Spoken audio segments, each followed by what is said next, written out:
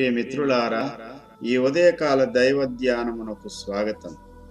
దేవుని పరిశుద్ధ వాక్య భాగములో నుండి అపోస్తులుడైన పౌలు కొరింథీయులకు రాసిన మొదటి పత్రిక 16వ అధ్యాయము 23వ వచనాన్ని చదువుకుని దేవుని వాక్యాన్ని ధ్యానము చేద్దాం. ప్రభు అయిన యేసుక్రీస్తు కృప మీకు తోడైయుండునుగాక. ఆమేన్. దేవుడి పరిశుద్ధ వాక్య భాగము ద్వారా మనతో మాట్లాడునుగాక. ఆమేన్.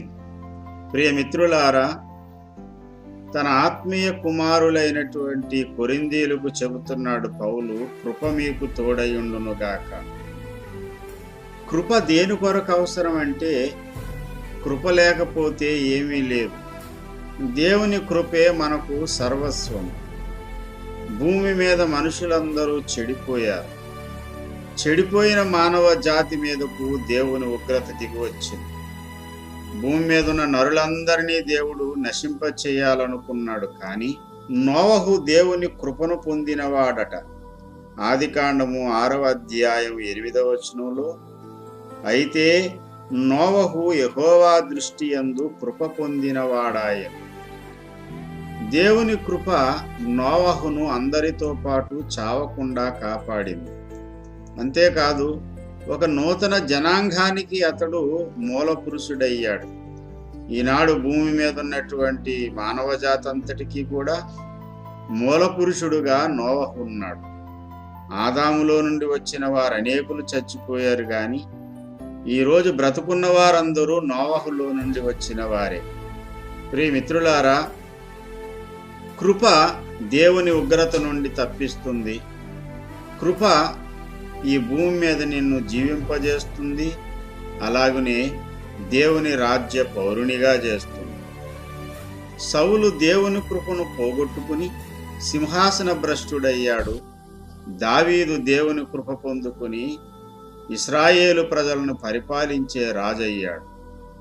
కృప దేవుని ఉగ్రత నుండి తప్పించడమే కాదు, కృప నిన్ను అధికారిగా చేస్తుంది, రాజుగా చేస్తుంది. సౌలు కృపను పోగొట్టుకున్నాడు, దావీదు కృపను పొందుకున్నాడు.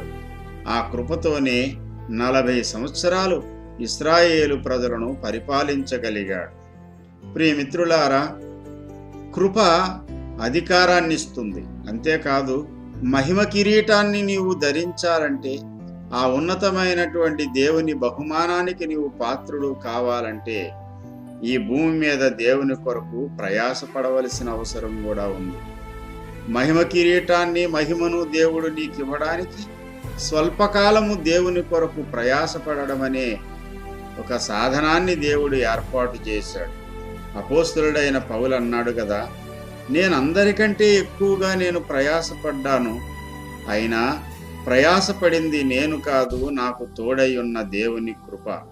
ప్రియమిత్రులారా, దేవుని కృప లేకపోతే మనము దేవుని కొరకు ఈ లోకంలో ప్రయాసపడలేము.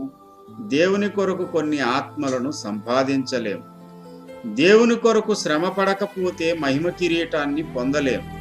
కాబట్టి కృప మనకు చాలా అవసరం. నోవహు కృప పొందాడు, నాశనం కాకుండా జీవించాడు. దావీదు కృప పొందాడు, సింహాసనాసీనుడై 40 ఏళ్లు పరిపాలించేశాడు. పౌలు దేవుని కృప పొందాడు, ప్రభు కొరకు ప్రయాసపడి అనేక ఆత్మలను సంపాదించాడు. ప్రియమిత్రులారా, ఈ దినాన్న దేవుని కృప సమృద్ధిగా నీకు తోడై ఉండాలి. దేవుని కృపలో నీవు నిలిచి ఉండాలి. పొందుకున్న కృపను సౌలు వలె పోగొట్టుకోకుండా దైవ కృప కలిగి ఉందుము. ఆ కృప కలిగి వినయ భయభక్తులతో దేవునికి ప్రీతికరమైన సేవ చేయుదుము అంటాడు పౌలు హెబ్రీయులకు రాస్తూ. ప్రియ దేవుని పిల్లలారా, ఈ ఉదయకాలము దేవుని సేవకునిగా ఒక శుభం పలుకుతూ ఉన్నాను. మీ అందరికీ దేవుని కృప సమృద్ధిగా తోడయ్యుండి సంపూర్ణ ఆశీర్వాదములోనికి మిమ్మల్ని నడిపించునుగాక. ఆమేన్.